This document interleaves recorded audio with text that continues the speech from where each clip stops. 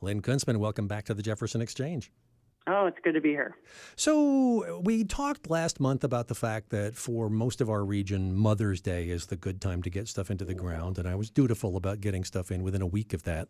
That's good. But the fact is, this does not mean a window has closed. There's lots of stuff you can still put in the ground well into the month of June, I would think. Oh yeah, for sure. Even late starts of tomatoes and peppers and those kinds of things. But lots of stuff you can direct seed.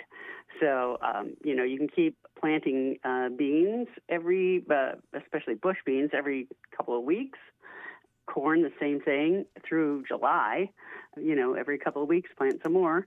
Cucumbers, dill, lettuce. If it's a hot season lettuce, it will stand the heat once we get the heat. Right. Parsnips, melons, and pumpkins, and those kinds of things can go in by seed even now. So, yeah, lots of stuff that can still go in. Okay, when you mention a couple of weeks for these things, is this so you have rotation so it doesn't all come out at once? Well, right. I mean, generally, when people are planting corn, they want to harvest, what's ripe, process that or eat it, and then two weeks later you have more. So it's a way of keeping an ongoing crop. Even things like bush beans, the plants start to kind of get decadent after they've had a few pickings, and so to have a new crop coming on every 2 weeks is a nice deal. Decadent? Yeah. Decadent, yes.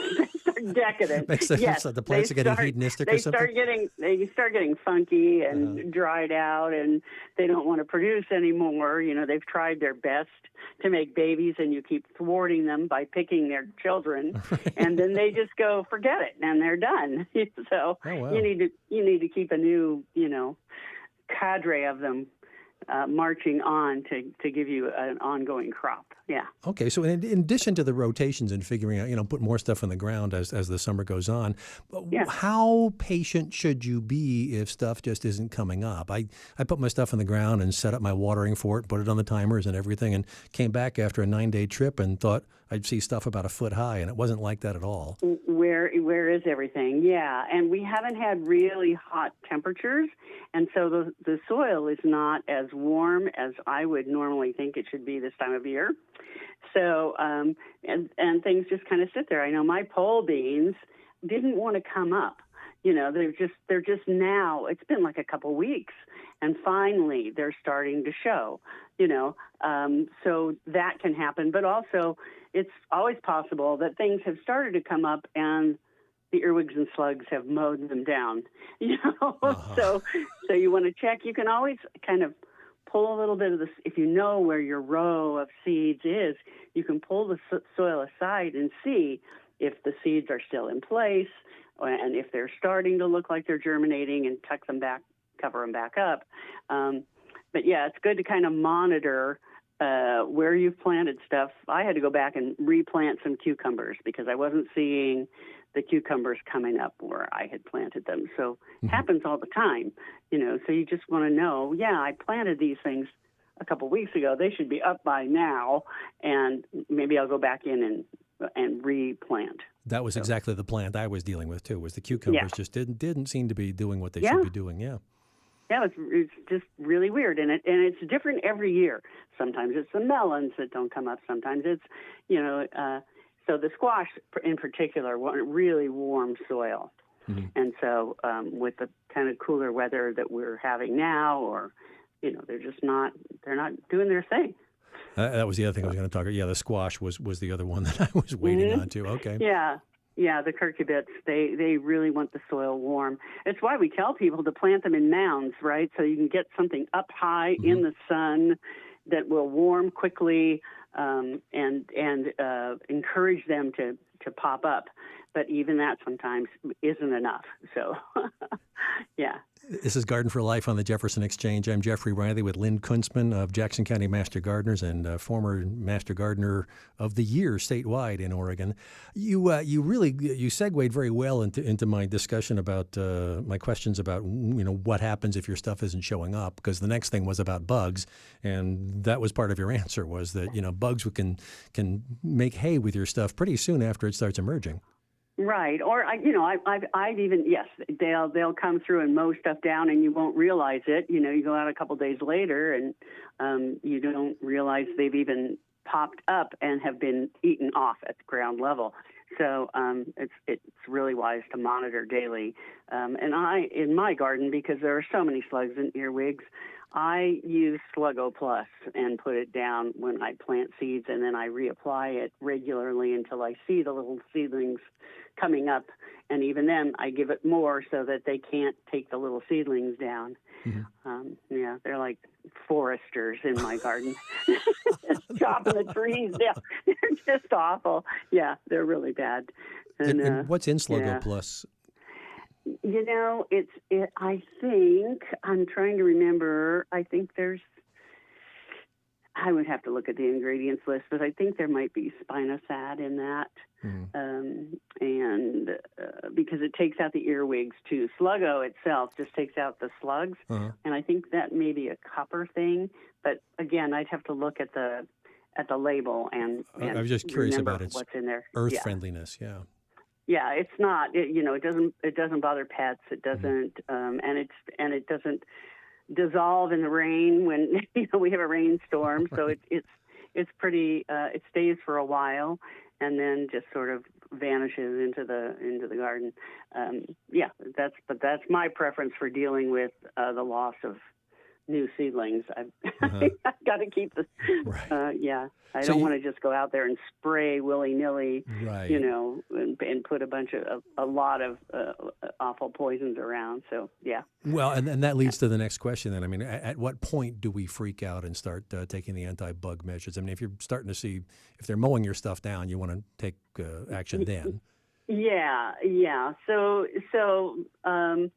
I draw the line with slugs and snails, and sometimes I have been known to spray neem oil on squash bugs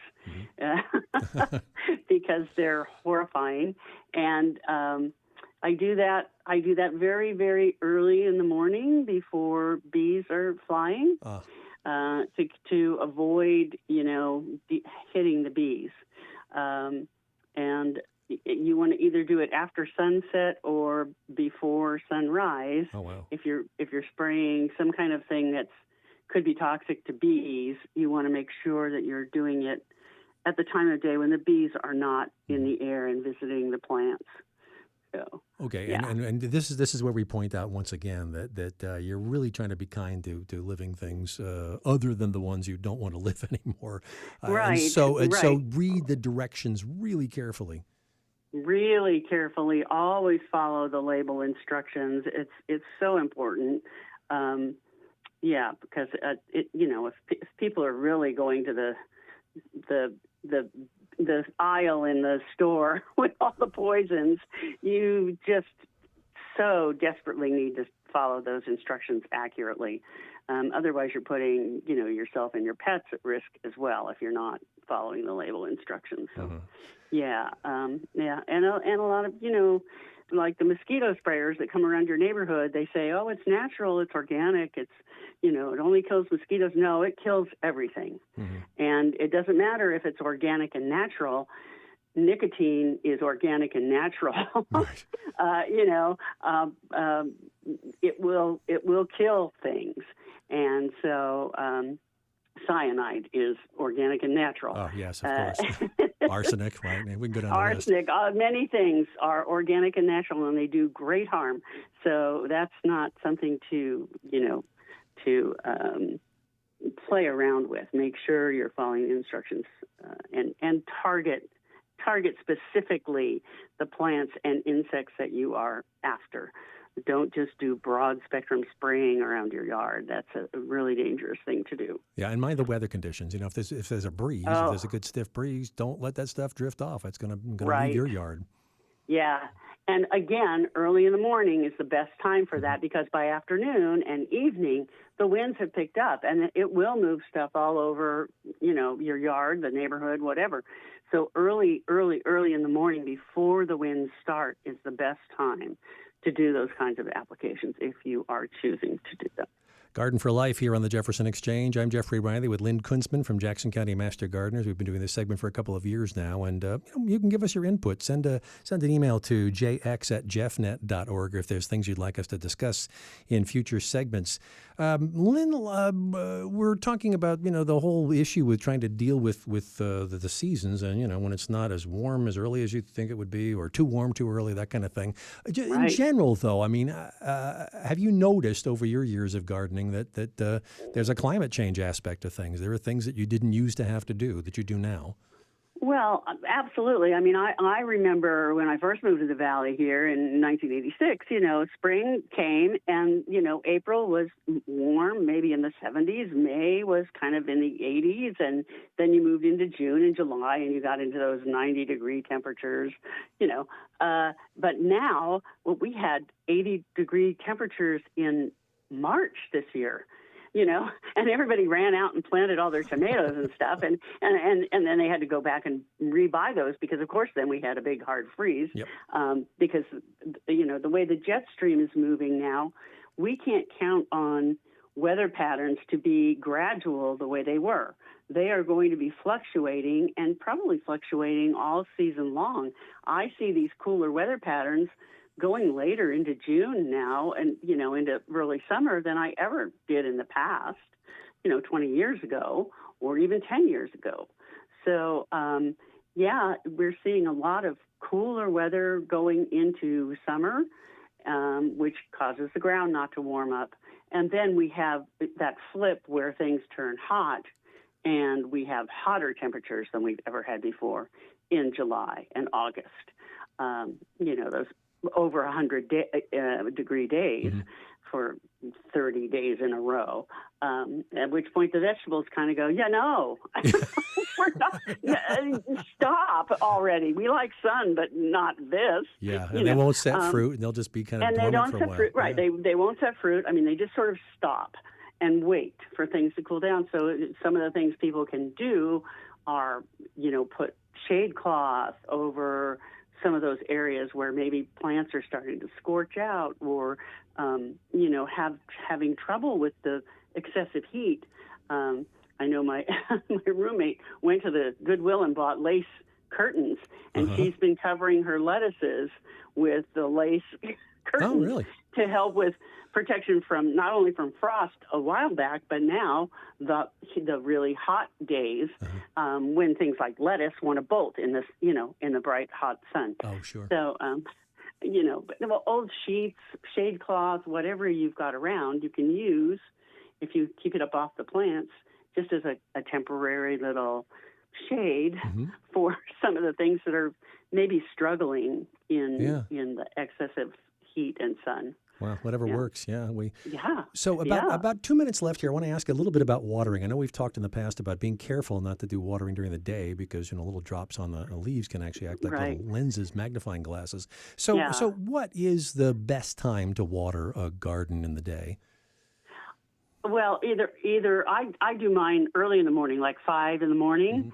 And I actually overhead water my vegetable garden because it's just too hard to lay drip irrigation in it because it changes every season. But, so that's like a summer rain happening in the garden. And then it has the daytime to kind of dry out, to keep the slugs and snails off of it overnight. And then in the morning at 5 the next morning, the sprinklers turn on and things get watered. And that seems to work very well in my garden. So I would say watering in the morning is your best option. But if, you find during a 90, 100-plus degree day that things are looking peaked, water again in the evening after the sun has gone down. After the sun's gone down, okay. And then about how much? I tend to run my stuff for about, 20 minutes. Well, and it depends on the rate of flow, and so I can't really speak to a particular time. What I do is I watch the plants. If they're getting stressed with only 12 minutes of watering or 15, I bump it up, right, until I see that the plants are pretty evenly making it through each day without a lot of wilting and stress and that kind of stuff. Okay. So again, watch your plants. Watch They're your telling plants. you what they need. Right. Yeah. Always the advice. Watch your plants. The Yeah, Garden for yeah. Life is monthly here on the Jefferson Exchange with Lynn Kunstman from Jackson County Master Gardeners. Lynn, thanks so much for joining us once again. Hey, thanks so much. And thanks for listening.